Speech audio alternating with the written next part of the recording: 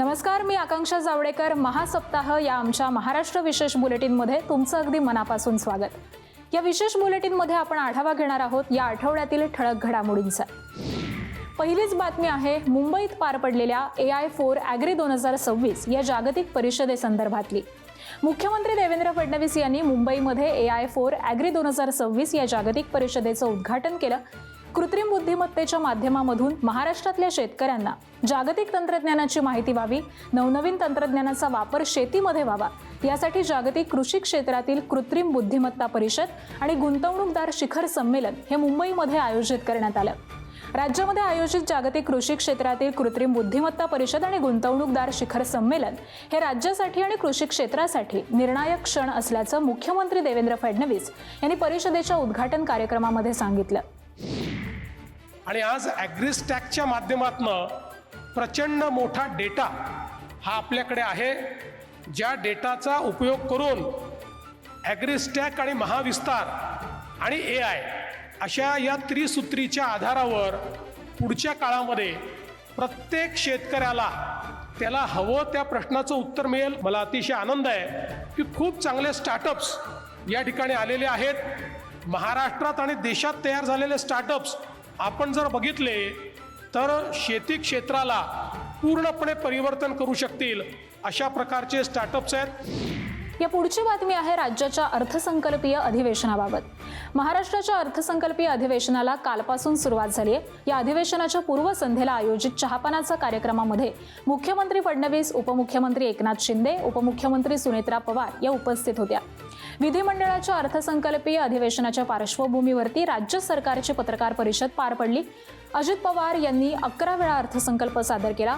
राज्य सरकार त्यांचे संकल्प पूर्ण करण्याचा प्रयत्न करत असल्याचं सुनेत्रा पवार म्हणाल्या. तर अधिवेशनामध्ये मांडण्यात येणारा अर्थसंकल्प राज्याच्या प्रगतीच्या शिखरावरती नेणारा असेल असं उपमुख्यमंत्री एकनाथ शिंदे म्हणाले.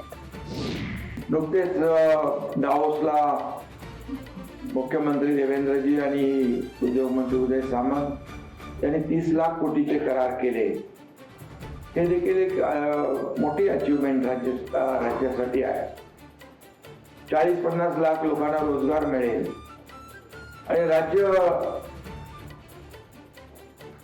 या ठिकाणी प्रगतीपथावर नेण्याचं काम या माध्यमातून होत आहे.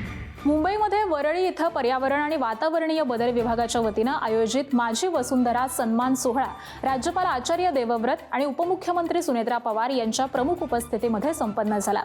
वातावरण बदलामुळे सर्वात जास्त नुकसान हे शेतीचं होतं. हे लक्षात घेऊन विकास आणि पर्यावरण यांचा समतोल राखत वैज्ञानिक नियोजन आणि लोकसहभागामधून वातावरण अनुकूल महाराष्ट्र घडवण्याचा संकल्प करण्याचं आवाहन उपमुख्यमंत्री सुनेत्रा पवार यांनी केलंय.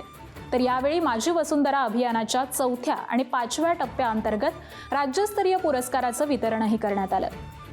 महाराष्ट्र हे वेगानं वाढणारं राज्य आहे, परंतु ही वाढ पर्यावरणपूरक, सर्वसमावेशक आणि शाश्वत असणं आवश्यक आहे. विकास आणि पर्यावरण यांचा समतोल राखत वैज्ञानिक नियोजन आणि लोकसभाच्या बळावर आपण वातावरण अनुकूल महाराष्ट्र घडवूयात. चला आपण सर्वजण मिळून भविष्यातील पिढ्यांसाठी सुरक्षित, हरित आणि सक्षम महाराष्ट्र उभारण्याचा संकल्प करूयात. या पुढची बातमी आहे दिल्लीमधून. इंडिया AI परिषदेमध्ये महाराष्ट्र राज्यानं आपल्या तंत्रज्ञानसेही धोरणांचा आणि प्रगत उपक्रमांचा प्रभावी ठसा उमटवलाय. मुख्यमंत्री देवेंद्र फडणवीस यांनी या परिषदेतील महाराष्ट्र पवेलियनला भेट देऊन राज्यातील विविध AI प्रकल्पांची पाहणी केली. मुख्यमंत्र्यांच्या उपस्थितीमध्ये इंडिया AI इम्पॅक्ट परिषदेमध्ये माहिती तंत्रज्ञान विभाग, महाराष्ट्र शासन, भारत जैन टेक्नॉलॉजी फाउंडेशन आणि IIT मुंबई यांच्यामध्ये सामंजस्य करार करण्यात आला. यावेळी मुख्यमंत्र्यांनी अंगणवाडी कर्मचाऱ्यांसाठी भारतातील पहिल्यांदाच AI आधारित साधन शिक्षासाठी या साधनाची घोषणा केलेली आहे.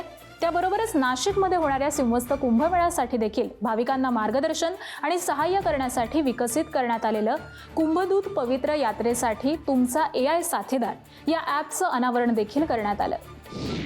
आणि या बातमीसह वेळ झाली आता इथेच थांबण्याची. ताज्या घडामोडींसाठी पाहत रहा ABP माझा.